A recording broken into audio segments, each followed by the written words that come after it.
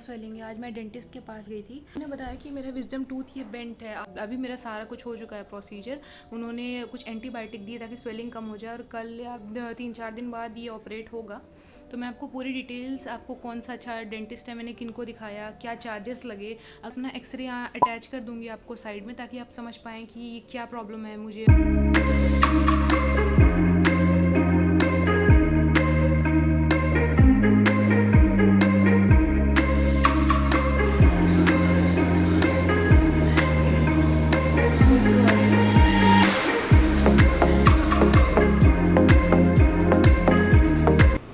ये जो Savitri dental hospital है, ये यहाँ पर ये जो चौराहा है, ये चौराहा आपको पड़ेगा म्योराबाद पड़ता है, महबूब अली इंटर कॉलेज के जस्ट पीछे है ये। तो आप यहाँ पर आके दिखा सकते हैं।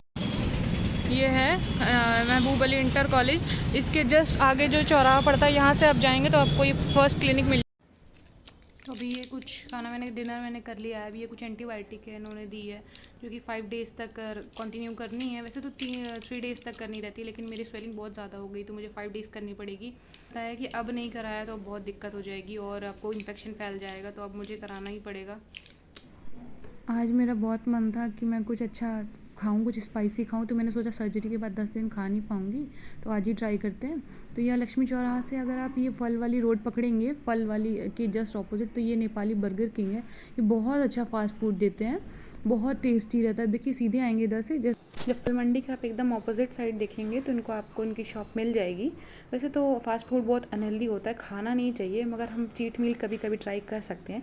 तो इसलिए हमने जो है चाउमीन और चिली पोटैटो ऑर्डर किया, मैंने और मेरी फ्रेंड ने, और हमने शेयर करके फिर उसको एंजॉय किया, क्योंकि अब 10 दिन का फिर बीच में गैप है।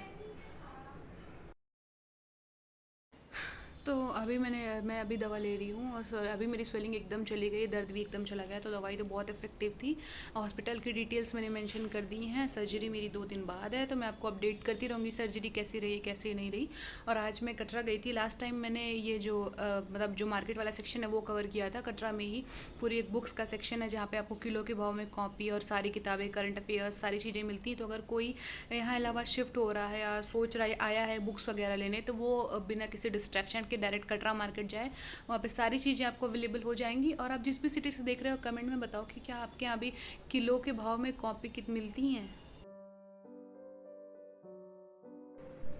कटरा हमारे यहाँ वॉकिंग डिस्टेंस पे पड़ता है और ये रास्ते में यूनिवर्सिटी पड़ती ही पड़ती है, और इसलिए मैं हर वीडियो में ऑलमोस्ट यूनिवर्सिटी दिखाती हूँ।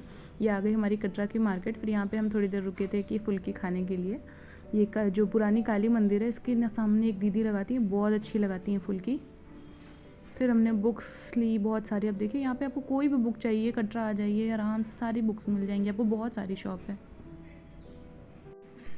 वैसे कटरा को यहाँ बोला जाता है स्टूडेंट मार्केट है, क्योंकि यहाँ पे मतलब स्टूडेंट रेट पे ही सारी चीज़ें मिलती हैं, सारी बुक्स वगैरह भी मिलती हैं और भी सारी स्टूडेंट की यूज़ की सारी चीज़ें मिल जाती हैं। तो अगर आप नए नए शिफ्ट हो रहे हैं तो यहाँ पे आके एक बार आप चेक कर सकते हैं।